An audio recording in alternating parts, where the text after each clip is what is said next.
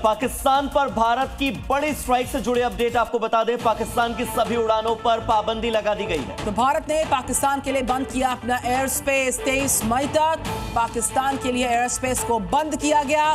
भारत ने air space को बंद कर दिया और भारत से नहीं गुजर पाएंगे पाकिस्तान के विमान।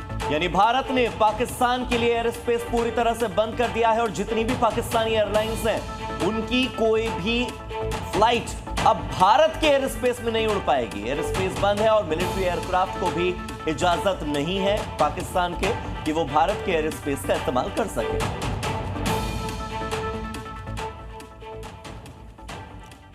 तो भारत ने आतंक परस्त पाकिस्तान को साफ साफ संदेश दिया। जल थल नभ से पाकिस्तान को जवाब देने के लिए करीब करीब तैयारी पूरी है।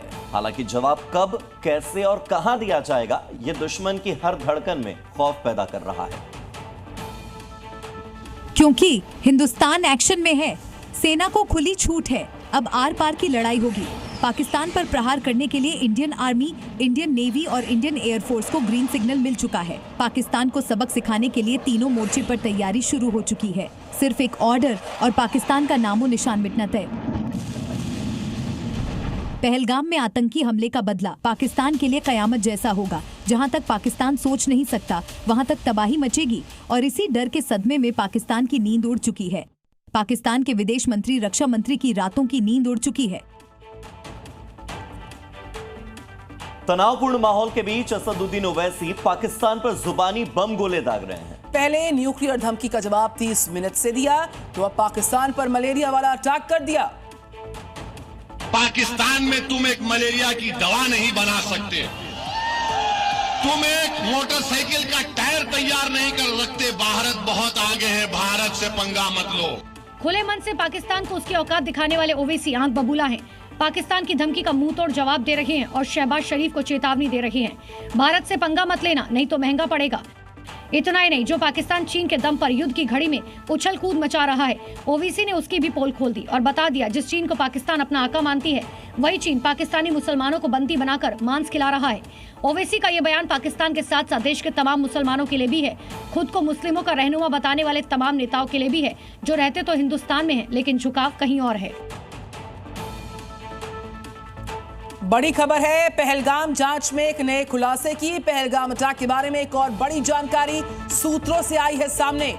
आतंकियों ने पहले पहलगाम के जितने भी टूरिस्ट पॉइंट थे, जितने टूरिस्ट स्पॉट थे, जैसे आड़ू घाटी हुई, बेताब वैली हुई, बैसरन घाटी हुई, वहां की रेकी की और इस रेकी में हमले में शामिल 2 स्थानीय आतंकी भी थे, वहीं 5 ओवरग्राउंड वर्कर्स थे और लगभग एक सप्ताह तक पहलगाम के जंगलों में ये घूमते रहे थे, रेकी करते रहे थे।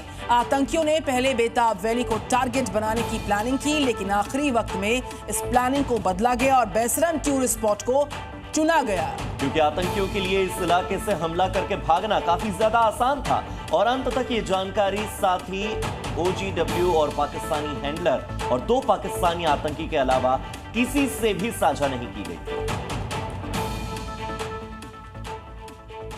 उत्तर प्रदेश में नेपाल बॉर्डर से सटे हुए दर्जनों अवैध मदरसों को अब सील कर दिया गया है। अवैध निर्माण को बुलडोजर से ढहा दिया गया और भारत नेपाल तो मैंस रेंट पर भी मस्जिद बना दी गई थी जिसके एक हिस्से को ढहा दिया गया।